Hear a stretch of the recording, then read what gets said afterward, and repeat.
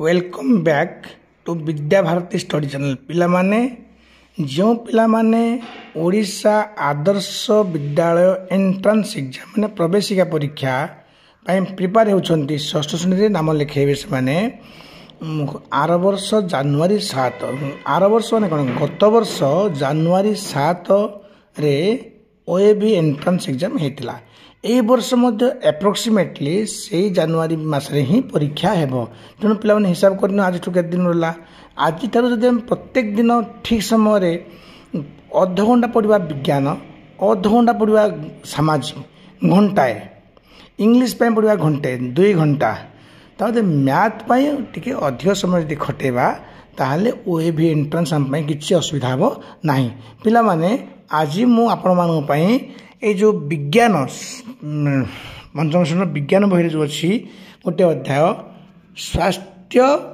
और रोग द्वादश अध्याय प्लेटा द्वादश अध्याय विज्ञान द्वादश अध्याय मान द्वादश अध्याय स्वास्थ्य और रोग ये किसी क्वेश्चन मु बछा बछा क्वेश्चन किसी मु सिलेक्ट करछि से सिलेक्टेड क्वेश्चन गुड़ा कहबी आपण माने सुनिबे ये तो बहुत गुड़ाए क्वेश्चन अच्छी वीडियो लंबा है जहाँ घंटिया वीडियो पिला माने आपण मैंने देखिए अध घंटा टी विरक्त लगे स्किप करेंगे पूर्ण घंटा देखिए अनुरोध कली समस्ते मोर चैनल को सब्सक्राइब करियो पिला माने शेयर करियो लाइक करियो प्लीज लाइक कर तुम तो किसी क्षति होनी ना सब्सक्राइब कर तुम पैसा कटिज ना कौन सब्सक्राइब करियो पिला माने कहूँ पिला माने 1 नंबर क्वेश्चन केउं गुड़िक जीवाणु जनित रोग अटंती केउं गुड़िक जीवाणु जनित रोग अटंती जीवाणु रोग गुड़िक हेले प्रथम लिख पिले आखि धरा 2 हूँ झाड़ा बांति बा डायरिया 3 हूँ हईजा बा कलेरा 4 हूँ लाल झाड़ा बा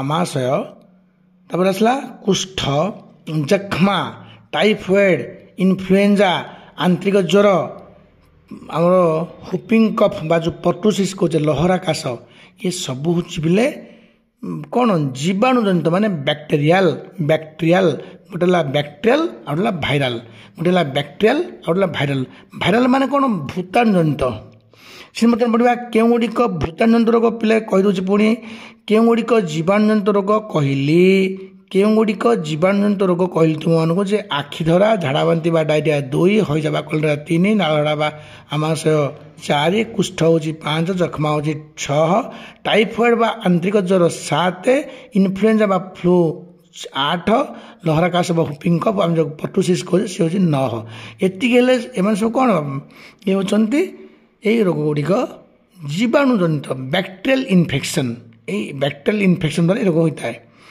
बर्तमान देखा केउं गुड़िक भूताणु जनित रोग जमी आम पढ़ले केउं गुड़िक जीवाणु जनित रोग सेमती पढ़ा केउं गुड़िक भूताणु जनित रोग ना भूताणु जनित रोग गुड़िक हेले एक हूँ बसंत हाड़फुटी और मिलीमिला गालुआ जंडिस बा कामल एड्स कोरोना और पोलियो एमाने सब भूताणु जनित रोग पिले देख आम पढ़ा ये जो कोरोना होता पिले ये ना साथ समस्ते परिचित पिले कोविड-19 कोरोना ये जो कोरोना रोग होता यह हूँ भूताणु जनित रोग आ गोटे पिले भयंकर रोग अच्छे हेपाटाइटिस बी जंडिस बा कामल आ हेपाटाइटिस बी एमाने समस्त यही रोग गुड़िक भूताणु जनित पिले आ भूताणु बोली कहले कि प्रथम तो मुंडे टी पूरे दियो पिले भूताणु जनित रोग केउं गुड़िक ना आखि बुझी लेख बसंत हाड़फुटी मिलीमिला गालुआ बसंत हाड़फुटी मिलीमिला गालुआ बसंत हाड़फुटी 2 मिलीमिला गालुआ 4 ये 4टी आखि बुझीना तुम लेख प्रथम कौन ये हूँ भूताणु जनित ता बाद जंडिस बा कामल हेपाटाइटिस बी ये भी भूताणु जनित AIDS एड्स कोरोना एड्स गोटे कोरोना गोटे गुड़ा भूताणु जनित रोग एड्स रोग तुम्हें भी यही नहीं कहीदे अध्याय अच्छी एड्स हेले जड़े व्यक्तिर रोग प्रतिरोधकारी शक्ति नष्ट हो जाए जड़े व्यक्तिर रोग प्रतिरोधकारी शक्ति नष्ट हो जाए फल से लोग विभिन्न प्रकार रोग आक्रमण करे तो कहीं हुए संक्रमित केमती हुए गोटे सुस्थ व्यक्ति जन संक्रमित केमती हमें संक्रमण शिकार केमती हमें ना संक्रमित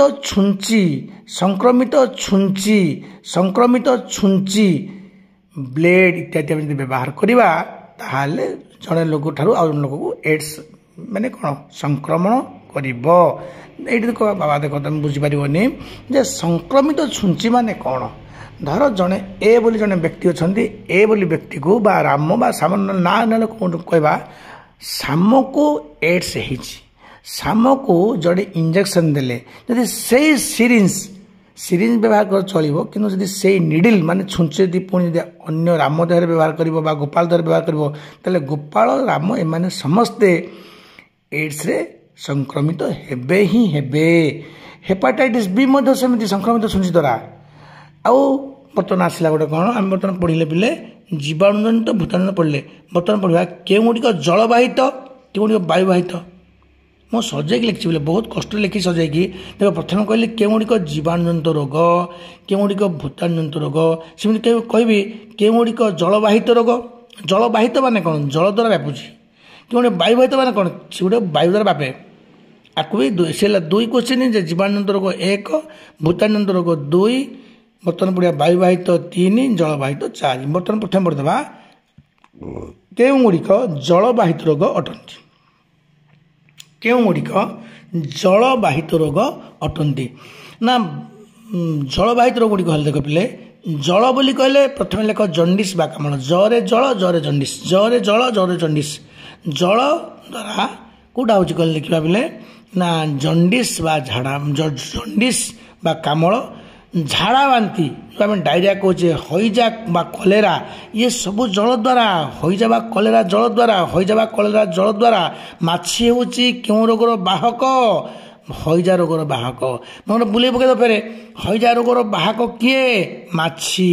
ହଇଜା ରୋଗର ବାହକ କିଏ, ମାଛି। ଏଇ ଯେଉଁ ହଇଜା ବା କଲେରା ବୋଲି କହୁଥିଲେ, ପୂର୍ବେ ବାଡ଼ି ପଡ଼ିଛି ବୋଲି କହୁଥିଲେ, ଗୋଟେ ଗାଁ ପୁରା ପଦା ହେଉଥିଲେ, ଲୋକମାନେ ପୁରା ଜନଶୂନ୍ୟ ହେଉଥିଲା, ଗୋଟେ ଗାଁ ମରିଯାଉଥିଲେ ଲୋକମାନେ। এই হইজা বা কলেরা জলবাহিত। জ্বরে জন্ডিস ইয়ে মধ্যে জলবাহিত। ঝাড়াবান্তি বা ডায়রিয়া ইয়ে মধ্যে জলবাহিত। টাইফয়েড বা আন্ত্রিক জ্বর, টাইফয়েড বা আন্ত্রিক জ্বর, টাইফয়েড বা আন্ত্রিক জ্বর ইয়ে মধ্যে জলবাহিত। এতদ ব্যতীত পিলে দেখ গোটে এমনি গোটে রোগ ଅଛି ଯାହା ଜଳବାହିତ, ଯାହା ବାୟୁବାହିତ କହିଲେ ଭୁଲ ହେବନି। ଦେଖ ପିଲେ ବସନ୍ତ, ହାଡ଼ ଫୁଟି, ମିଳିମିଳା, ଗାଲୁଆ, ଆମେ କହିଲେ ଏଗୁଡ଼ା ସବୁ ଭୂତାଣୁଜନିତ ରୋଗ ବୋଲି। ଏମାନେ ଜଳବାହିତ ହୋଇପାରିବେ, ଏମାନେ ବାୟୁବାହିତ ମଧ୍ୟ ହୋଇପାରିବେ। କାରଣ ଏମାନେ ଯାହାକୁ ହେଇଛି ବସନ୍ତ, ଯଦି ସେ ଛିଙ୍କିଲା ତାର ଘାର ଯେଉଁ ଚୋପା ବାହାର କରି ଫୋପାଡ଼ିଲା, ସେ ଭୂତାଣୁମାନେ ମଧ୍ୟ ଉଡ଼ି ବୁଲୁଥିବେ ଏଇ ବାୟୁମଣ୍ଡଳରେ, ଆମ ଦେହକୁ ଆସିଲେ ଆମ ଦେହକୁ ମଧ୍ୟ ସଂକ୍ରମଣ କରିବେ। କିନ୍ତୁ ଜଳବାହିତ ବୋଲି କହିଲେ ସ୍ପେଶାଲ ତମେ ମନେ ରଖ, ଜଳବାହିତ ବୋଲି କହିଲେ ସ୍ପେଶାଲି ତମେ ମନେ ରଖିବ କ'ଣ, ଝାଡ଼ା ବାନ୍ତି, ଡାଇରିଆ, କଲେରା ବା ହଇଜା। କଲେରା କହୁଛେ ଇଂରାଜୀରେ, ଓଡ଼ିଆରେ କହନ୍ତି ହଇଜା ରୋଗ। ଇଂଲିଶରେ କହୁଛେ ଡାଇରିଆ, ଓଡ଼ିଆରେ କହନ୍ତି ଝାଡ଼ା ବାନ୍ତି ରୋଗ। ଡିସେଣ୍ଟ୍ରି, ଏସବୁ ଜଳବାହିତ। ଜଳବାହିତ ଆଉ ଗୋଟେ କେଉଁଟା ନା ଜଣ୍ଡିସ୍, ହେପାଟାଇଟିସ୍ ବି, ଓଡ଼ିଆରେ ଆମେ କହୁଛେ ଜଣ୍ଡିସ୍, ଆମେ ଓଡ଼ିଆରେ କହୁଛେ କାମଳ ବୋଲି କହୁଛେ। ଆଉ ଟାଇଫଏଡ୍ ବା ଆନ୍ତ୍ରିକ ଜ୍ୱର, ଏହା ଜଳ ଦ୍ୱାରା ବ୍ୟାପେ। ଜଳ ଦ୍ୱାରା ଟାଇଫଏଡ୍ ବା ଆନ୍ତ୍ରିକ ଜ୍ୱର ବ୍ୟାପେ। ଦେଖିବା ଜଳ ଦ୍ୱାରା କ'ଣ ବ୍ୟାପିଛି ଆମେ ବୁଝିଗଲେ। କେଉଁ ରୋଗ ଗୁଡ଼ିକ ଜଳବାହିତ, ସେମିତି କେଉଁ ଗୁଡ଼ିକ ବର୍ତ୍ତମାନ ପଢ଼ିବା ବାୟୁବାହିତ। କ'ଣ ବାୟୁବାହିତ ବୋଲି କହିଲେ ଫୁସ୍ଫୁସ୍ ଜନିତ ରୋଗ। ଯେମିତି ଗୋଟେ କୋଶ୍ଚିନ୍ ପଡ଼ିଯିବ, ପିଲେ ଯଦି ମନେକର କଳକାରଖାନା ଅଧିକ ବଢ଼ିଲା, କଳକାରଖାନା ଧୂଆଁ ଫଳରେ, ମୋଟର ଗାଡ଼ିର ଧୂଆଁ ଫଳରେ ଆମର ପରିବେଶ ପ୍ରଦୂଷିତ ହେଲା, ବାୟୁମଣ୍ଡଳ ପ୍ରଦୂଷିତ ହେଲା, ତ ପ୍ରଥମେ ଆମକୁ କେଉଁ ରୋଗ ଆକ୍ରମଣ କରିବ ନା ଫୁସ୍ଫୁସ୍ ଜନିତ ରୋଗ ବା ଶ୍ୱାସ ସମ୍ବନ୍ଧୀୟ ରୋଗ। ଏହି ରୋଗ ଆମକୁ ହେବ। ତେଣୁ ଆମେ ଦେଖିବା ପିଲେ ପ୍ରଦୂଷିତ ବାୟୁ ସେବନରେ ଆମକୁ ଫୁସ୍ଫୁସ୍ ଜନିତ ରୋଗ ହେଲା। ତେଣୁ ଆମେ ଦେଖିବା ବାୟୁ ବାହିତ ରୋଗ, ମାନେ ବାୟୁ ଦ୍ୱାରା କେଉଁ ରୋଗଟି ବୋହି ହେଇକି ଆସୁଛି, ବାୟୁ ତାକୁ ବୋହି ଆଣୁଛି, ପବନ ଆଣୁଛି, ଆମ ଦେହରେ ଛାଡ଼ୁଛି ବା ଆମେ ତାକୁ ଗ୍ରହଣ କରିଦେଉଛେ, ଆମକୁ ପୁଣି ସେ ରୋଗ ସଂକ୍ରମଣ କରୁଛି ଆମକୁ, ତ ଆମେ ସଂକ୍ରମିତ ହେଲେ। ତେଣୁ ସେଇ ବାୟୁବାହିତ ରୋଗ ଗୁଡ଼ିକ କହିଲେ ଦେଖ, କରୋନା ତମେ ଲେଖିବା ହିଁ ଲେଖିବା, କରୋନା। କିନ୍ତୁ ଏଡ୍ସ ହେବନି ପିଲେ। ଏଡ୍ସଟା ହେଉଛି କେବଳ 2ଟି ଉପାୟ, ଯୌନ ସଂସର୍ଗ ମାନେ ଅସୁରକ୍ଷିତ ଯୌନ ସଂସର୍ଗ, ସଂକ୍ରମିତ ଛୁଞ୍ଚିର ପ୍ରୟୋଗ, କିମ୍ବା ସଂକ୍ରମିତ ବ୍ୟକ୍ତିଙ୍କଠାରୁ ତୁମେ ଯଦି ରକ୍ତ ଗ୍ରହଣ କରିବ ତାହେଲେ ତୁମକୁ ଏଡ୍ସ ହେବ। ତାହା ଭୂତାଣୁଜନିତ ରୋଗ। ଏହା ଜଳବାହିତ ନୁହେଁ କି ବାୟୁବାହିତ ନୁହେଁ। କରୋନା କିନ୍ତୁ ବାୟୁବାହିତ। କରୋନା ଜଣେ ଯେ ଛିଙ୍କିଛି, କରୋନାରେ ଆକ୍ରାନ୍ତ ବ୍ୟକ୍ତି ଯଦି ଛିଙ୍କିଥିବେ, ନାକ ପୋଛିଥିବେ, ହାଇ ମାରିଥିବେ, ଖାସିଥିବେ, ସେଥିରେ ସେମାନେ ସବୁ ଉଡ଼ି ବୁଲୁଥିବେ ସେ ଭୂତାଣୁ ମାନେ। ଇଏ ଆମେ ଗୋଟେ ବୁଝିଲେ। ବର୍ତ୍ତମାନ ଆମେ ଦେଖିବା ପିଲେ ଏଇ ଯେଉଁ ବାୟୁବାହିତ ରୋଗ ବୋଲି କହିଲେ କ'ଣ ନା, ପ୍ରଥମେ ଲେଖିବା ବାୟୁବାହିତ ବୋଲି କହିଲା ମାନେ ପ୍ରଥମେ ଲେଖିବା ଶ୍ୱାସ ପ୍ରଶ୍ୱାସ ଜନିତ ରୋଗ, ମାନେ ଯେଉଁ ଫୁସ୍ଫୁସ୍ ଜନିତ ରୋଗ। କେଉଁଟା ନା ଯକ୍ଷ୍ମା, हुपिंग कफ बा लहरा काश इनफ्लुएंजा आम लिखा पुणी कौन लिखा वायुवाहित बोली कहले आम लिखा बसंत हाड़फुटी मिलमिला गालुआ ये वायुवाहित हेबे सर्दी काश तो वायुवाहित सर्दी काश वायुवाहित आखिधरा वायुवाहित आखिधरा वायुवाहित आखिधरा वायुवाहित आखिधरा रोग सर्दी खास जख्मा प्रथम लिख वायुवाहित लिख जख्मा वायुवाहित बोली कहले प्रथम जख्मा लेख तुम लेख आखिधरा सर्दी और काश ये सब लेख ठीक अच्छे पिले बर्तमान देखा दूषित वायु से क्वेश्चन बर्तमान मु पढ़ुची पिले पुणी लिखे मोर नोट तैयार कर दूषित वायु ग्रहण कले आमको क्यों रोग हुए ना श्वास प्रश्वास जनित रोग बा फुसफुस जनित रोग हुए ठीक अच्छे मोटरसाइकेल धुआं क्यों गैस थाए कार्बन मोनोक्साइड थाए केउटी एक प्रदूषण मुक्त जाळेणी अटे सीएनजी बा कंप्रेस्ड नेचुरल गैस वायुमंडल रे केते परिमाण रे जैवक्षारजान गैस अच्छी 78% यहाँ सब अधिक थी गैस यहाँ अम्लजान 21% वायुमंडल केते परिमाण रे जैवक्षारजान गैस अच्छी ना 78% तो देखा वायुमंडल रे क्यों गैस परिमाण अधिक यही जैवक्षारजान परिमाण अधिक आ गोटे क्वेश्चन पे पड़ो यहाँ तुम यही अध्याय नाला मुझे कहवाक बाध्य होची जे वायुमंडल रे क्यों गैस परिमाण द्वितीय सर्वाधिक गैस हूँ अम्लजान ये पढ़ो कि न पढ़ो मुझे कहीपर कारण तुम ये रोगर ना ये अध्याय ना हूँ स्वास्थ्य रोग ये अम्लजान विषय पढ़ो कि न पढ़ो मुझे कहीपर कि कहीदे मन कटा यह जो मैंने मेधावृत्ति प्रिपेयर होती जो मैंने पंचम श्रेणी मेधावृत्ति परीक्षा से पढ़ी पारे हाँ पिले बर्तमान देखा पिले वायुमंडल रे अम्लजान परिमाण 21% बोली कही सारे आपण मानक हाँ आम साप कामुड़े क्यों इंजेक्शन नहीं था हो एएसवी एंटी स्नेक भेनम तो देखा खंडिया खाबरा हेले आम धनुष्टंकार रोग मुक्ति पाइबा क्यों इंजेक्शन नेऊ एटीएस बा एंटी टिटानस सीरम धनुष्टंकार रोगर जीवाणु क्यों थाए ना माटी गोबर एवं कलंकी लगी लुहारे धनुष्टंकार जीवाणु मान था किए हईजा रोगर बाहक अटे माछी किए प्लेग रोगर बाहक अटे मूषा और डाउंस खाली मूषा लेखनी पिले मूषा मूषा तासह डाउंस एमती गोटे क्वेश्चन पड़गला थे जे 1994 मसीह महाराष्ट्र और गुजरात रे बहु संख्यक लोक क्यों रोग आक्रांत हो मृत्युवरण करते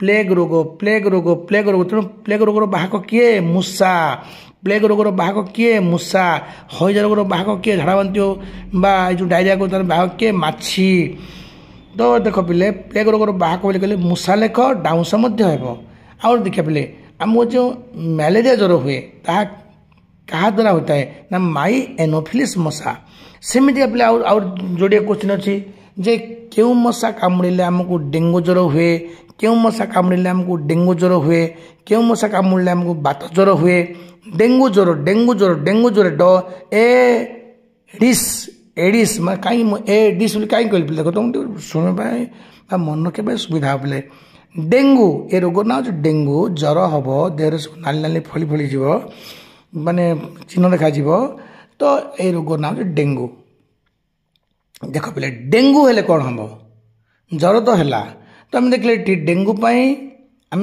प्रतिषेध व्यवस्था करवा यहाँ बही लिखाएनि तुम तेणु आम देखा डेंगू रोग क्या द्वारा व्यापे माने डेंगू रोग बाहक किए एडिस मशा देख डेंगू रे ड लगी ना एडिस को मशा ना ड लगी मशा देख एडिस एडिस एडिस कारण बहुत पिला अच्छा बाउली जाती आम पढ़ा समय देखुचु बात ज्वर पचारे से एडिस मशा से डेंगू ज्वर पचारे कहते क्यूलेक्स मशा पिला बाउली जाऊँगी कौन कौड़ा कवि ना तुम टे सूत्र शिखी जाओ सूत्रटा हूँ कौन जे डेंगू डरे डेंगू से एडिस ड लगी एडिस ताले क्यों मशा कामुड़े बात ज्वर हुए माई क्यूलेक्स मशा क्यूलेक्स मशा क्यूलेक्स मशा क्यूलेक्स मशा क्यूलेक्स मशा कामुड़े आमको बात ज्वर हुए है ताले देखा एडिस मशा विषय पढ़ला आम माई क्यूलेक्स मशा विषय पढ़ला आम बर्तमान देखिए पिले आउ गोटे रोग आड़े जा ऑस्टियोमालेशिया क्यों कारण हुए ऑस्टियोमालेशिया क्यों कारण आमको होता है ଅଷ୍ଟିଓମାଲେସିଆ ଆମକୁ କେଉଁ କାରଣରୁ ହୋଇଥାଏ ନା ଭିଟାମିନ୍ ଡି ଅଭାବରୁ ଆମକୁ ଅଷ୍ଟିଓମାଲେସିଆ ରୋଗ ହୋଇଥାଏ। ଏହି ଭିଟାମିନ୍ ଡି ଅଭାବ ହେଲେ ବଡ଼ମାନଙ୍କର ଗୋଡ଼ ବଡ଼ ଲୋକମାନଙ୍କର ଗୋଡ଼ ମାନେ ବୟସ୍କ ଲୋକମାନଙ୍କର ଗୋଡ଼ ବଙ୍କା ହୋଇଯାଏ। ତାକୁ କହୁନି ଭି ସେପ୍ଟ ମାନେ ଭି ଭଳିଆ ଇଂଲିଶ ଭି ଭଳିଆ ଲୋକଟା ଠିଆ ହେଲେ ଦୁଇ ଯେଉଁ ଆମେ କହୁଛେ ଯେଉଁ ଟାଙ୍କ ବୋଲି କହୁଛେ ଯେଉଁ ଗୋଡ଼ ବୋଲି କହୁଛେ ଧନୁ ଭଳିଆ ବଙ୍କା ହେଇଥିବ ବୋ ଲେଗେଡ଼ BOW ବୋ ମାନେ ଧନୁ ଲେଗେଡ଼ ବୋ ଲେଗେଡ଼ ମାନେ ଭି ସେପ୍ଟ ଫର୍ମେସନ୍ ହେଇଯାଇଥିବ ମାନେ ମଝିରେ ଫାଙ୍କ ହୋଇ ପୁରା ଭି ଭଳିଆ ହେଇଯାଇଥିବ ବଙ୍କା ହେଇକି। ଏଇ ଭିଟାମିନ୍ ଡି ଅଭାବରେ ଅଷ୍ଟିଓମାଲେସିଆ ରୋଗ ବ୍ୟତୀତ ଆଉ କେଉଁ ରୋଗ ହୋଇଥାଏ ନା ପିଲାମାନଙ୍କୁ କ'ଣ ହୋଇଥାଏ ରିକେଟ୍ସ ରୋଗ। ରିକେଟ୍ସ ରୋଗ ହେଲେ କ'ଣ ହେବ ରିକେଟ୍ସ ରୋଗ ହେଲେ ପିଲାମାନଙ୍କର ଖପୁରି ହାଡ଼ ନରମ ହୋଇଯାଏ। ରିକେଟ୍ସ ରୋଗ ହେଲେ ପିଲାମାନଙ୍କର ଖପୁରି ହାଡ଼ ନରମ ହୋଇଯାଏ। ରିକେଟ୍ସ ରୋଗ ହେଲେ ପିଲାମାନଙ୍କର ଖପୁରି ହାଡ଼ ନରମ ହୋଇଯାଏ। ଏହି ଭିଟାମିନ୍ ଡି ଅଭାବରେ ଅଷ୍ଟିଓମାଲେସିଆ ବ୍ୟତୀତ ରିକେଟ୍ସ ରୋଗ ମଧ୍ୟ ହୁଏ। ପିଲେ ବୁଝିଲେ। ବର୍ତ୍ତମାନ ପଢ଼ିବା ସକାଳର ସୂର୍ଯ୍ୟକିରଣରେ କେଉଁ ଭିଟାମିନ୍ ଥାଏ। ସକାଳର ସୂର୍ଯ୍ୟକିରଣରେ କେଉଁ ଭିଟାମିନ୍ ଥାଏ ନା ସକାଳର ସୂର୍ଯ୍ୟକିରଣରେ ଏହି ଭିଟାମିନ୍ ଡି ଥାଏ। ସକାଳର କଅଁଳିଆ ସୂର୍ଯ୍ୟକିରଣରେ ଭିଟାମିନ୍ ଡି ଥାଏ। ବର୍ତ୍ତମାନ ଆସିଲେ ଆଉ ଗୋଟେ କୋଶ୍ଚିନ୍ ପିଲେ ପାଗଳ କୁକୁର ବିରାଡ଼ି ବିଲୁଆ ଓ ଗଧିଆ ବାଦୁଡ଼ି ଇତ୍ୟାଦି ପ୍ରାଣୀ ଆମକୁ କାମୁଡ଼ିଲେ ଆମକୁ କେଉଁ ରୋଗ ହୋଇଥାଏ। ଜଳାନ୍ତକ ରୋଗ ହୋଇଥାଏ। କୁକୁର କାମୁଡ଼ିଲେ ଜଳାନ୍ତକ ବିଲେଇ କାମୁଡ଼ିଲେ ଜଳାନ୍ତକ ବାଦୁଡ଼ି ଏପରି ଆମର ଯେଉଁ କହୁଛେ ନେଉଳ ମୂଷା ଏମାନେ ସବୁ କାମୁଡ଼ିଲେ ଆମକୁ କ'ଣ ହୋଇଥାଏ ଆମକୁ ହୋଇଥାଏ ଜଳାନ୍ତକ ଇଂଲିଶରେ କହନ୍ତି ହାଇଡ୍ରୋଫୋବିଆ। ଏହା ଏକ ଭୂତାଣୁ ଜନିତ ରୋଗ ଅଟେ। ଏହି ଭୂତାଣୁ ମାନେ ପାଗଳ ଜନ୍ତୁଙ୍କ ପାଟିର ଲାଳରେ ଥାନ୍ତି। ଏତିକି ବୁଝିଲେ। ବର୍ତ୍ତମାନ ଦେଖିଲେ ପିଲେ ଝାଡ଼ା ବାନ୍ତି ହେଲେ ଆମେ କ'ଣ ପିଇବା ଉଚିତ। ଝାଡ଼ା ବାନ୍ତି ହେଲେ ଆମେ କ'ଣ ପିଇବା ଉଚିତ ନା ଝାଡ଼ା ବାନ୍ତି ହେଲେ ଆମ ଦେହରୁ ପର୍ଯ୍ୟାପ୍ତ ପରିମାଣର ପାଣି ଅଂଶ ଝାଡ଼ା ଆକାରରେ ପଳାଇଥାଏ। ଫଳରେ ସେହି ଝାଡ଼ାରେ ସୋଡ଼ିୟମ୍ ପଳାଇଥିବ, ସେହି ଝାଡ଼ାରେ ଗ୍ଲୁକୋଜ୍ ପଳାଇଥିବ, ସେହି ଝାଡ଼ାରେ ସମସ୍ତ ପ୍ରକାରର ମାନେ ଏମିନୋ ଏସିଡ୍ସ ଭଳିଆ ଅନେକ ଜିନିଷ ସୋଡ଼ିୟମ୍ ପୁରା ମୁଖ୍ୟତଃ ପୋଟାସିୟମ୍ ସୋଡ଼ିୟମ୍ ମ୍ୟାଗ୍ନେସିୟମ୍ ସବୁ ପଳାଇଥିବ। ତେଣୁକରି ସେଇ ଯେଉଁ ଜଳ ମାନେ ପାଣିର ଜଳୀୟ ଅଂଶର ଭରଣା ପାଇଁ ଆମେ ସଙ୍ଗେ ସଙ୍ଗେ ORS ଓରାଲ୍ ରିହାଇଡ୍ରେସନ୍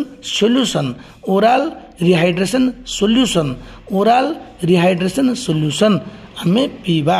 ପିଲେ କ'ଣ ହେବ ପିଲେ ନା ଆମ ଦେହରେ ଜଳୀୟ ଅଂଶର ଯେଉଁ ଅଭାବ ହୋଇଥିବ ଜଳୀୟ ଅଂଶର ପୂରଣ ହେବ। ବର୍ତ୍ତମାନ ଦେଖିବା କେଉଁଟି ଏକ ସଂକ୍ରାମକ ରୋଗ ନୁହେଁ। ପିଲେ ଦେଖ କେମିତି କୋଶ୍ଚିନ୍ ପଡ଼ିଛି ସେଇ ପୁରୁଣା କୋଶ୍ଚିନ୍ ମାନଙ୍କୁ ନେଇକି ମୁଁ ଏ କୋଶ୍ଚିନ୍ ତିଆରି କରିଛି ମାନେ ଏ କୋଶ୍ଚିନ୍ର ଯେଉଁ ନୋଟ୍ସ ତିଆରି କରିଛି। କେଉଁଟି ଏକ ସଂକ୍ରାମକ ରୋଗ ନୁହେଁ। ଦେଖ ପିଲେ ଆମେ ଦେଖିବା ସଂକ୍ରାମକ ରୋଗ ମାନେ କେଉଁ ରୋଗଟି ଜଣଙ୍କଠାରୁ ଜଣକୁ କହୁନେ ଗାଉଁଲି ଭାଷାରେ ଡେଉଁଛି ରୋଗଟା ଡେଇଁଲା ଆଉ ହଁ କେଉଁଠି ଡିଆଁ ରୋଗ ନୁହେଁ ସଂକ୍ରାମକ ରୋଗ ନୁହେଁ। ଦେଖ ପିଲେ 1 ହୁପିଂ କାଶ ଲହରା କାଶ ବା ଯେଉଁ ପୁଟୁଛି ସେ ଡେଇଁବ ତାମାନେ ସେ ଡିଆଁ ରୋଗ। ଆଉ କେଉଁଟା ଯକ୍ଷ୍ମା ବା ଟିବି ସିଏ ଡିଆଁ ରୋଗ। କୁଷ୍ଠ ଡିଆଁ ରୋଗ। ଝାଡ଼ାବାନ୍ତି ଡାଇରିଆ ଡିଆଁ ରୋଗ। ଆମାଶୟ ଲାଳଝାଡ଼ା ଡିଆଁ ରୋଗ। ଆଉ ଗୋଟେ ହେଉଛି କ'ଣ ହଇଜା ବା କଲେରା ଡିଆଁ ରୋଗ। କରୋନା ଡିଆଁ ରୋଗ। ଏଡ୍ସ ମଧ୍ୟ ଡିଆଁ ରୋଗ। ଆମେ ଜାଣିଲେ ସମସ୍ତେ ଏଡ୍ସ ହେଉଛି ଡିଆଁ ରୋଗ। ତାହେଲେ କେଉଁ ରୋଗଟା ଡିଆଁ ରୋଗ ନା ଗୋଟେ ଦେଖିବା ଏମିତି କିଛି ରୋଗ ଅଛନ୍ତି ଯେଉଁମାନେ କି ଖାଦ୍ୟ ଅଭାବ ଜନିତ ରୋଗ ବୋଲି ତାକୁ କହିବା ଆମେ ବା ଅପପୁଷ୍ଟିଜନିତ ରୋଗ। ଅପପୁଷ୍ଟିଜନିତ ରୋଗ ମାନେ ଉପଯୁକ୍ତ ପରିମାଣର ଶ୍ୱେତସାର ସ୍ନେହସାର ଧାତୁସାର ଜୀବସାର ଯଦି ଆମେ ଗ୍ରହଣ କରିପାରିବା ନାହିଁ ପଇସା ନାହିଁ ଆମେ ଠିକ୍ସେ ପୁଷ୍ଟିସାର ଜନିତ ଖାଦ୍ୟ ଖାଇପାରିଲେ ନାହିଁ ପଇସା ନାହିଁ ଆମେ କ୍ଷୀର ଟିକେ ପିଇପାରିଲେ ନାହିଁ ପଇସା ନାହିଁ ସ୍ନେହସାର ଜାତୀୟ ଖାଦ୍ୟ ଟିକେ ଖାଇପାରିଲେ ନାହିଁ ତାହେଲେ ଆମକୁ ଅପପୁଷ୍ଟିଜନିତ ରୋଗ ହେବ। ଏଇ ଯେଉଁ ଅପପୁଷ୍ଟିଜନିତ ରୋଗକୁ ଆମେ ଡିଆଁ ରୋଗ କହିବା ନାହିଁ ମାନେ ସଂକ୍ରାମକ ରୋଗ କହିବା ନାହିଁ। ତାମାନେ ଏଇ ଯେଉଁ ଅପପୁଷ୍ଟିଜନିତ ରୋଗ କେତେଟା ଗୋଟେ ହେଉଛି ମାରାସ୍ମସ୍ ଆଉ ଗୋଟେ କ୍ୱାସିଓର୍କର ଆପଣମାନେ ମୋର ଅନେକ ଭିଡ଼ିଓ ଶୁଣିଥିବେ ପିଲେ ଗୋଟେ ହେଉଛି ମାରାସ୍ମସ୍ ଆଉ ଗୋଟେ ହେଲା କ୍ୱାସିଓର୍କର। ମାରାସ୍ମସ୍ କ୍ୱାସିଓର୍କର ଏମାନେ ଡିଆଁ ରୋଗ ନୁହନ୍ତି।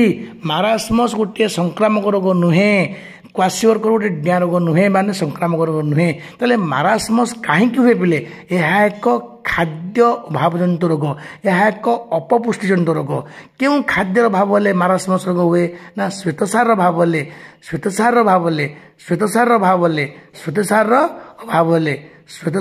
ହେଲେ ଆମକୁ ମାରାସ୍ମସ୍ ରୋଗ ହୁଏ। ତାପରେ ଦେଖିବା କେଉଁ ରୋଗର ଅଭାବ ହେଲେ କ୍ୱାସିଓର୍କର ହୁଏ ନା ପୁଷ୍ଟିସାରର ଅଭାବ ହେଲେ ଆମକୁ କ୍ୱାସିଓର୍କର ରୋଗ ହେବ। तापर बढ़िया बर्तमान देख श्वेतसार अभावजनित रोग जो मारास्मस बोली कहे ये मारास्मस रोग हेल्ले तार लक्षण कौन जमी जक्ष्मार लक्षण है खुँ खास हम सन्धार ज्वर हो माने ओजन भयंकर भाव कम एड्स भयंकर भाव ओजन कम ज्वर हो परिशेष लाल झाड़ा भाया पानी झाड़ा हम तरल झाड़ा हम ये सब लक्षण तो आम देखा पे ये जो मारास्मस एक अपपुष्टिजनित रोग बा खाद्य अभावजनित रोग कौन कौन यार लक्षण मारास्मस रोगर लक्षण कौन कौन बर्तमान से पढ़िया पे मारास्मस रोगर लक्षण गुड़िकला तुम बही पे जहाँ दे से अनुसार मुझे कहूँ मन किसी कहूना अन्य कौन मु नोट्स तैयारी करना केवल बही देखी देखी नोट्स तैयारी कर तेणु पे मारास्मस रोगर 3टी लक्षण देख पे गोड़ और हाथ सर हो जाए 1 उच्चता बढ़ी पारे ना 2 बहुत भोक लगे 3 बर्तमान क्वासियोर्क रोग जहाँ कौन पुष्टिसार भावजनित रोग बोली कहे से रोग हेल्ले तार लक्षण कौन ना 1 हूँ शिशुर गोड़ हाड़ और मुह फुली शिशुर गोड़ हाथ गोड़र हाथ गोड़र जो हाड़ गुड़िक मुह हाथ ये सब हाड़ सब फुली गोड़ हाथ मुह फुली जाए चर्म शुखला देखा जाए और चर्म रे घा हुए मुंड बाल कहरा पड़ जाए एवं बाल को धर धर उपुड़ी जाए ये हूँ क्वासियोर्कर लक्षण पे आपको पूरा बहुत भलरे पढ़ा आ क्वेश्चन एति ही परीक्षा पड़ो जे हईया रोगर बाहक किए आमर जो आम कहे धूआं धूआं रहिले आम जो वायु प्रभाव माने वायु प्रदूषण हेल्ले आम क्यों रोग हुए ना श्वास प्रश्वास जनित रोग बा फुस्फुस जनित रोग हुए एमती क्वेश्चन प्रतिवर्ष पढ़ा तो क्वेश्चन आ कि ना बर्तमान पे देख टे चेंज करा बर्तमान विटामिन ए अभाव शुखिला चर्म रोग होता है विटामिन ए अभाव शुखिला चर्म आम इंग्लीश कहने पेलेग्रा कहने पेलेग्रा पेलेग्रा विटामिन ए अभाव शुखिला चर्म रोग हुए विटामिन बी अभाव देख विटामिन कौन बी रे बे बी सिंधी बेरी बेरी बी रे से बी रे बेरी बेरी विटामिन बी अभाव आमको बेरी बेरी रोग हुए बेरी बेरी रोग कलख्या और जीवघा और रक्तजनित रोग होता है ताले बेरी बेरी रोग लक्षण कौन पे ना देहरे पानी जमी जाए गोड़ हाथ फुली जाए देहरे पानी जमी जाए गोड़ हाथ फुली जाए या बेरी बेरी रोग कह जाए रक्तहीनता रोग लक्षण कौन ना विटामिन बी अभाव रक्तहीनता हुए और यह जो तलीपादे छुंची फुड़ला पर लगे आउ थे पे कही रखुच्छी रक्तहीनता रोग लक्षण कौन कहीं होता है ना विटामिन बी अभाव हेले आमको रक्तहीनता हुए और यह जो तलीपादे छुंची फुड़ला पर लगे छुंची में सूची कहने कि तुम बहुत लोग गाँवली कहते सूचिका है सूचिका है सूचिका है एमती कहते आम धातुसार क्यों क्यों खाद्य पाऊ एक हूँ पे लेख तुम क्षीर लिखिद कारण क्षीर सबू अच्छी क्षीर एक सुषम खाद्य इंग्लीश कहते बालांस डाएट जो खाद्य समस्त माने पदार्थर उपादान अच्छी श्वेतसार अच्छी स्नेहसार अच्छी पुष्टिसार अच्छी धातुसार अच्छी जीवसार अच्छी केवल क्षीर तेणु क्षीर एक सुषम खाद्य देख पे तेणु सी लिखी आम धातुसार क्यों क्यों खाद्य पाऊ 1 लेख क्षीर 2 लेख शाग 3 लेख अंडा 4 लेख कंचा कदली 5 लेख चुना माछ और लुणु आम धातुसार पाई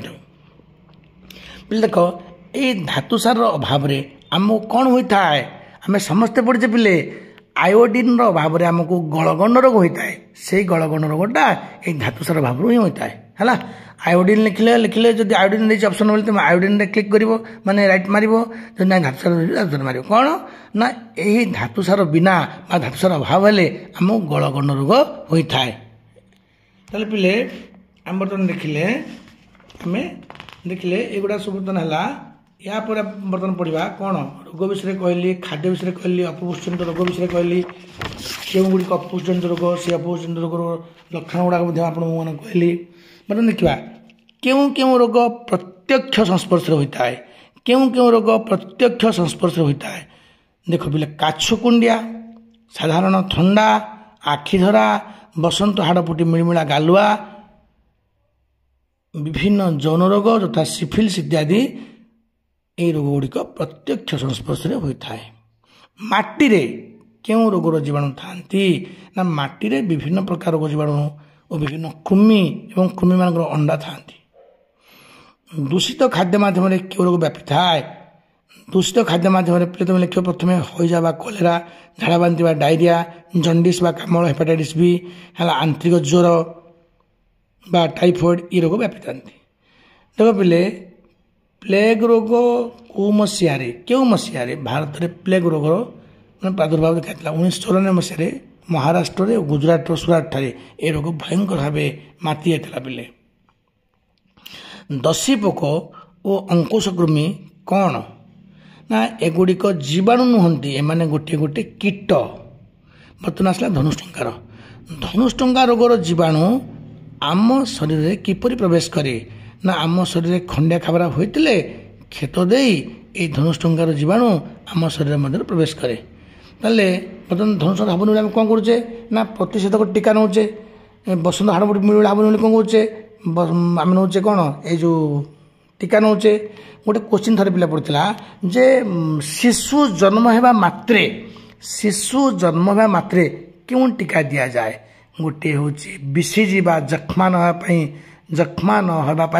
जख्मा निवारक टीका बीसीजी बासिलस कालमेट ग्वेरिन कहती ए बीसीजी टीका दि जाए एवं विटामिन ए जो पोलियो ड्रप्स बुंदा जो पार्टी ओराल ड्रप पोलियो रोग को रक्षा मानने प्रतिरोध करने दो। तो पिले बर्तमान देखा ये फिर क्वेश्चन पकईदेव टीका माने कौन टीका नेले कौन हुए ना पिले आम देहर रोग प्रतिरोधकारी शक्ति को ये टीका बढ़ाई थाए। आम देहर रोग प्रतिरोधकारी शक्ति को टीका कौन करता ना बढ़ाई थाए। तेणु आम समस्ते टीका नेउ टीका नेले आम देह रोग प्रतिरोधकारी शक्ति बढ़। बर्तमान देख पिले गोटे टीका अच्छी पिले जन्मर 1 मास पर शिशु को डीपीटी टीका दि जाए। डीपीटी मान कौन पिले डी रे डिप्थेरिया पी रे पोटोसिस बा लहराकाश टी रे टिटानस। पिला बेले आम मोर मन अच्छी मु सारे माड़ खाई डीपीटी पचारे आम कहीदू आज्ञा डी रे डिप्थेरिया पी रे पोलियो टी रे आज्ञा टाइफॉइड ना रे पिले डीपीटी गोटे स्पेशल मीनिंग अच्छी डी रे डिप्थेरिया पी रे पोटोसिस लहराकाश टी रे टिटानस धनुष्टंकार। थरे पकईला परीक्षा आप पुराना क्वेश्चन जो प्रीवियस ईयर क्वेश्चन गुड़ा देखिए पिले लिखिला डीपीटी टीकार मझी अक्षरटी क्यों रोग को सूचाए। डीपीटी डी है प्रथम अक्षर टी है शेष अक्षर मझी अक्षर है पी पी हूँ पोर्टुसिस पी स्टैंड्स फॉर पोर्टुसिस पी कौन अच्छी ना पीटा पोर्टुसिस को सूचाए। पोर्टुसिस माने कौन ना लहरा काश आपको कुकुर काश बोली गाँव कहती आपको हुपिंग कफ बोली भी कहता है पिले। बर्तमान देख आमर गुड़ाए क्वेश्चन आम पढ़ी सारे। बर्तमान देख पिले आम चलवा आउ टे अल्प भावली यहाँ को कट कर छोट करी छोट तो हो पारे पिले जहाँ 30 से 40 मिनट गोटे भिड हम। तेणु देख टीका विषय पढ़ा जोड़ा परीक्षा पड़ू जन्मर 9 ରୁ 12 मास मध्य शिशु को क्यों टीका दि जाए। कौन कहले पिले जन्मर तुम तो कहली पिले जन्म हेउ शिशु को आम दौचे बीसीजी जख्मा निवारक टीका बीसीजी जख्मा निवारक टीका।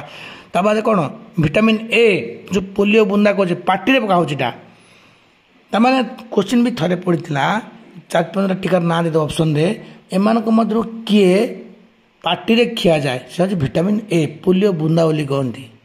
ताले पिले जन्मर 9 ରୁ 12 मास मध्य शिशु क्यों टीका दि जाए ना जन्मर 9 ରୁ 12 मास मध्य शिशु को मिलीमिला और विटामिन के ना विटामिन ए एमती सब आम टीका दी था। प्रथम पान दिया विटामिन ए के नुहे है पिले जन्मर 16 ରୁ 14 मास 24 मास मध्य जन्मर 16 ରୁ 24 मास तमाम 24 मास 2 वर्ष मध्य क्यों टीका दि जाए ना 24 मास मध्य डीपीटी बूस्टर दि जाए है।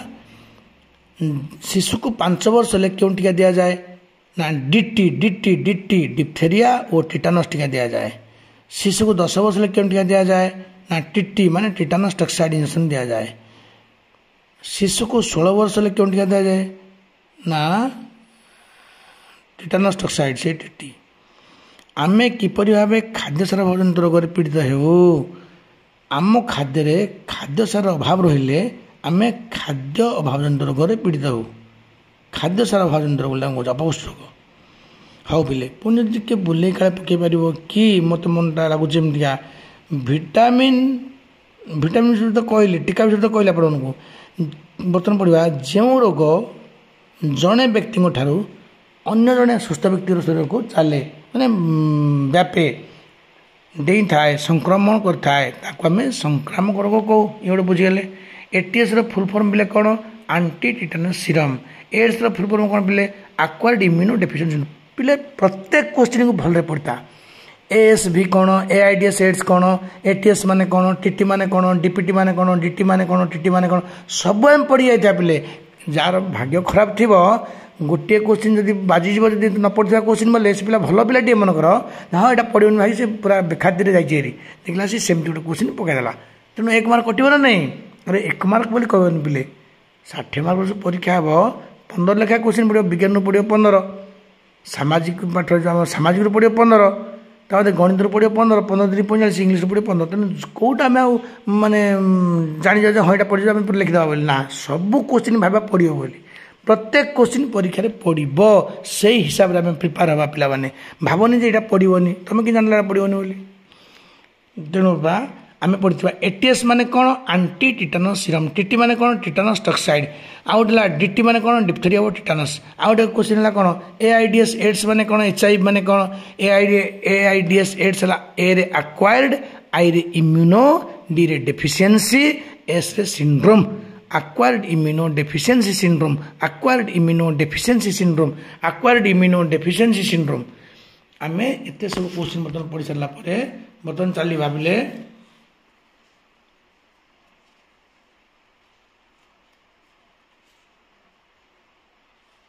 ବର୍ତ୍ତମାନ ଦେଖ ଏ ଯେଉଁ ସ୍ୱାଇନ୍ ଫ୍ଲୁ ପିଲା, ସ୍ୱାଇନ୍ ମାନେ କ'ଣ? ଆମର ଘୁଷୁରି ଯେଉଁ ବ୍ୟାପୁଛି ସ୍ୱାଇନ୍ ଫ୍ଲୁ, ଏହା ମଧ୍ୟ ଏକ ଅଣୁଜୀବଜନ୍ତ ରୋଗ, ଭୂତାଣୁଜନିତ ଅଣୁଜୀବଜନ୍ତ ରୋଗ। କେଉଁଥିରେ କୃମି ଅଣ୍ଡା ଥାଏ? ମାଟିରେ। ଜନ୍ମ ସମୟରେ ଶିଶୁକୁ କେଉଁ ଟୀକା ଦିଆଯାଏ? ମୁଁ ତୁମକୁ କହିଲି ପିଲେ, BCG ବା ଯକ୍ଷ୍ମା ନିବାରକ ଟୀକା ଏବଂ ପୋଲିଓ ବୁନ୍ଦା ମାନେ ଭିଟାମିନ୍ A, ସେଟା polio polio polio polio polio. 10 ବର୍ଷ ହେଲେ ଶିଶୁକୁ କେଉଁ ରୋଗର ପ୍ରତିଷେଧକ ଟୀକା ଦିଆଯାଇଥାଏ? ସେ ଟିଟାନସ୍। ବର୍ତ୍ତମାନ ଆଉ ଗୋଟେ କୋଶ୍ଚିନ୍ ଗୋଟେ ବୁଲେଇ ପକାଇଦେବା ପିଲେ, କ'ଣ ନା ଆମକୁ ଯଦି କେଉଁ ଜାଗାରେ ଖଣ୍ଡିଆ ହେଇଗଲା, ଗୋଟେ କଳଙ୍କି ଲଗା ଲୁହା ବାଜିଗଲା, ସେଇଭଳି ଯଦି ସେମିତି କ୍ଷତ ହୋଇଗଲା ନା, କ୍ଷତ ହେବାର କେତେ ସମୟ ମଧ୍ୟରେ ଆମେ ଧନୁଷ୍ଟଙ୍କାର ନିବାରକ ବା ପ୍ରତିଷେଧକ ଟୀକା ନେବା? 24 ଘଣ୍ଟା ମଧ୍ୟରେ ନେବା। ଖଣ୍ଡିଆ ହେବାର, କ୍ଷତ ହେବାର 24 ଘଣ୍ଟା ମଧ୍ୟରେ, କ୍ଷତ ହେବାର 24 ଘଣ୍ଟା ମଧ୍ୟରେ ହିଁ ଆମେ ସେ ଟୀକା ନେବା। ହେଲା। BCG ଟୀକା କେଉଁ ସମୟରେ ଦିଆଯାଏ? ଜନ୍ମ ସମୟରେ ଦିଆଯାଏ। ଧାତୁସ୍ୱର ଅଭାବରେ କେଉଁ ରୋଗ ହୁଏ ନାହିଁ? ଦେଖ ପିଲେ, ଆମେ ଜାଣିଛେ କେଉଁ ରୋଗ ହୁଏ ନାହିଁ ନା, ଧାତୁସ୍ୱର ଅଭାବରେ ଆମକୁ କ'ଣ ହେଲା? ଧାତୁସ୍ୱର ଅଭାବରେ ଆମକୁ କ'ଣ ରୋଗ ହୁଏ ନା, ଗଳଗଣ୍ଡ। ତୁମକୁ କହିଲି, ମୋର ଏଇ ଭିଡ଼ିଓରେ ହିଁ କହିଛି, ଜଷ୍ଟ 2 ମିନିଟ୍ ତଳେ କହିଛି ଯେ ଆୟୋଡ଼ିନ୍ର ଅଭାବରେ ଗଳଗଣ୍ଡ ରୋଗ, ସେ ଧାତୁସାର ଅଭାବରେ ଗଳଗଣ୍ଡ ରୋଗ। ତାମାନେ କେଉଁ ରୋଗଟି ହୁଏ ନାହିଁ ଧାତୁସ୍ୱର ଅଭାବରେ ନା, ହୁଏନି ବୋଲି କହିଲେ, ଧର ତୁମେ କହିଲେ କି ଅନ୍ଧାରକଣାରେ ହୁଏ ନାହିଁ ବା ଅନ୍ୟ କୌଣସି କୁଷ୍ଠ ହୁଏନି ବୋଲି ଲେଖିବ। କେଉଁ ରୋଗର ବିଭିନ୍ନ ସ୍ଥାନରୁ, କେଉଁ ରୋଗରେ ବିଭିନ୍ନ ସ୍ଥାନରୁ ରକ୍ତସ୍ରାବ ହୋଇଥାଏ? ସ୍କର୍ଭି ରୋଗ, ସ୍କର୍ଭି। କେଉଁ ରୋଗଟି ପ୍ରତ୍ୟକ୍ଷ ସଂସ୍ପର୍ଶ ଦ୍ୱାରା ବ୍ୟାପେ ନାହିଁ? ଅନ୍ଧାରକଣା, କାରଣ ଏହା ଏକ କ'ଣ? ଭିଟାମିନ୍ A ଅଭାବଜନିତ ରୋଗ। କେଉଁଗୁଡ଼ିକ ସ୍ପର୍ଶଜନିତ ରୋଗ? ଦେଖ, ଛୁଇଁଦେଲେ ରୋଗ ହୋଇଯିବ। କାଛୁକୁଣ୍ଡିଆ, କରୋନା, ବସନ୍ତ ହାଡ଼ଫୁଟ ମିଳିମିଳା, ଯାଦୁ, ଏଗୁଡ଼ା ସବୁ ସ୍ପର୍ଶଜନିତ ରୋଗ। କାଛୁ ଓ କୁଣ୍ଡିଆ କି ପ୍ରକାର ରୋଗ ନା, କବକଜନିତ ରୋଗ। କାଛୁ ଓ କୁଣ୍ଡିଆ କେଉଁ ପ୍ରକାର ରୋଗ? କବକଜନିତ ରୋଗ। ତାହେଲେ ପିଲାମାନେ, ଆଜି ତ ସମୟ ହେଇଯାଇଛି, ଅନେକ କୋଶ୍ଚିନ୍ ଆପଣମାନଙ୍କୁ କହିଲି, ଭିଡ଼ିଓ ଦେଖୁ ଲମ୍ବା ହେଇଗଲାଣି। ଆମେ ଦେଖିବା ପୁଣି ଆଉ ମାତ୍ର ଗଣି 5ଟି ଖଣ୍ଡେ କୋଶ୍ଚିନ୍ କହିଦେବି। ସ୍କର୍ଭି ରୋଗର ଲକ୍ଷଣ କ'ଣ ନା, ଦାନ୍ତର ମାଢ଼ି ଫୁଲିଯାଏ, ଘା ଚଞ୍ଚଳ ଶୁଖେ ନାହିଁ, ବିଭିନ୍ନ ସ୍ଥାନରୁ ଘା ରକ୍ତସ୍ରାବ ହୁଏ। ସ୍କର୍ଭି। ତାହେଲେ ପିଲେ, କେଉଁ ଖାଦ୍ୟକୁ ଆମେ ଶକ୍ତି ପାଇବା ପାଇଁ ଖାଉ? ସ୍ନେହସାର ନା ଶ୍ୱେତସାର ଲେଖ। ଦେହକୁ ଉଷୁମ ରଖେ, ସ୍ନେହସାର। ହେଲା ପିଲେ।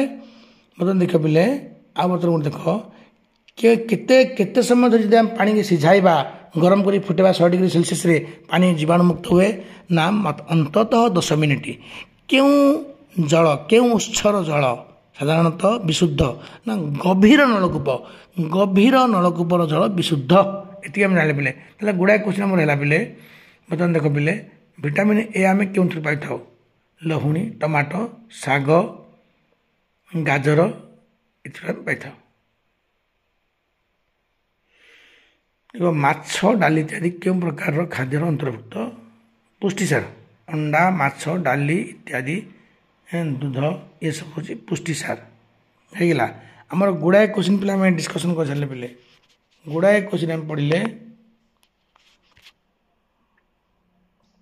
35 मिनट है पे तो पिला माने आपण मानक मु ए अध्याय पंचम श्रेणी विज्ञान बहिर द्वादश अध्याय रोग और स्वास्थ्य विषय कहली रोग और स्वास्थ्य विषय कहपर आपण देखिए समस्ते यहाँ भारी इम्पोर्टाट अध्याय समस्ते अध्याय भल प्रिपेयर हो पिला माने समस्ते प्रिपेयर है आपको पढ़ यह पंचम श्रेणीर पिला जो पास कला पर जो षष्ठ पढ़ा समय जो आदर्श परीक्षा नुहे पिले जो आम पंचम श्रेणी स्कॉलरशिप परीक्षा हम स्कॉलरशिप परीक्षा पढ़ ओडिशा आदर्श विद्यालय परीक्षा पढ़ रही पिले समस्ते भलरे प्रिपारेसन हुआ मोर आ गए भिडियो प्ले समस्त देख जे आम यही 4 मास 5 मास मध्य ओडिशा आदर्श विद्यालय जो एंट्रांस प्रवेशिका परीक्षा को केमी सफलतार सह मुकाबला करवा निश्चित 100% सियोरिटी सह मुझे कहबी पिला माने मोर से भिडियो देख तुम्हें निश्चित लाभवान हो केमी तुम पढ़ केमी कौन कर नोट्स बनइब मत फोन कर फोन कले नोट्स मोर डिस्क्रिप्शन रखी लिंक देवी तुम मैंने ग्रहण कर पढ़ रही पिला।